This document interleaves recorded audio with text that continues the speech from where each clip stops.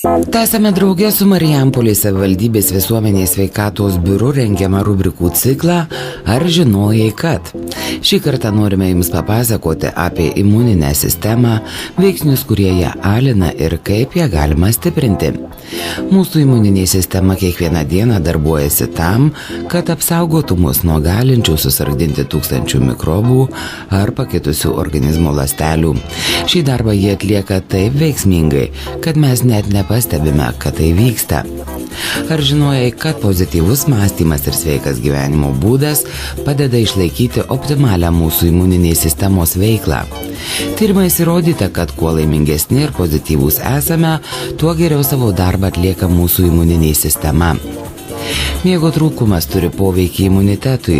Neišsimiegojus kenčia visas mūsų kūnas, ne išimtis ir imuninė sistema. Atlikti tyrimai rodo, kad esant miego trūkumui galima greičiau peršalti, bet to imuniniai sistemai tampa sunkiau kovoti su užkratu.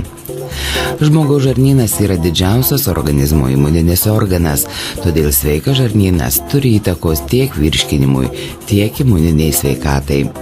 Svarbus veiksnys turintis poveikį žarnyno sveikatai yra mikroflora, milijonai gerųjų bakterijų gyvenančių žarnyne.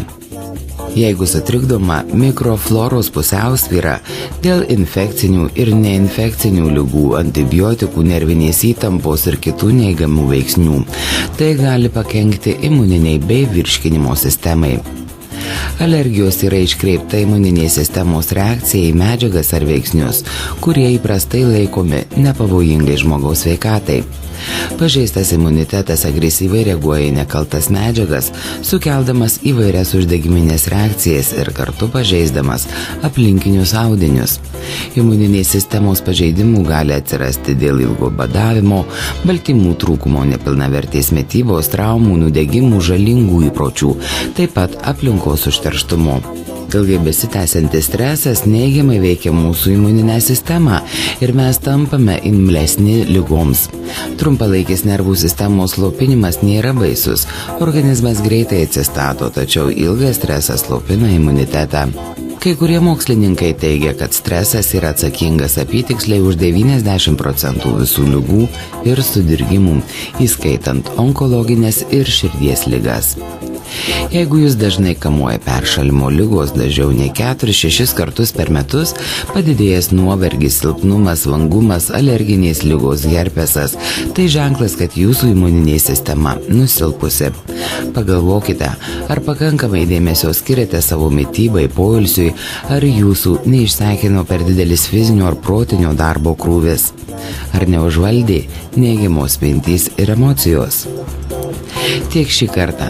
Norėdami, kad rubrikos būtų naudingos kasdieninėme jūsų gyvenime, kviečiame klausimus ir pasiūlymus siųsti elektroniniu paštu noriu-girdėti@gmail.com. Daugiau informacijos apie Marijampolės savivaldybės visuomenės sveikatos biuro veiklą, renginius, užsiėmimus rasite biuro svetainėje internete adresu marijampolės.vsb.lt. Visos naujienos Facebook paskyroje Marijampolės visuomenės sveikatos biuras. Rūpinkime savo artimųjų gerą savijautą patys, o mes tenksimės naudingą informaciją jums padėti išlikti sveikiems iki kitų susitikimų.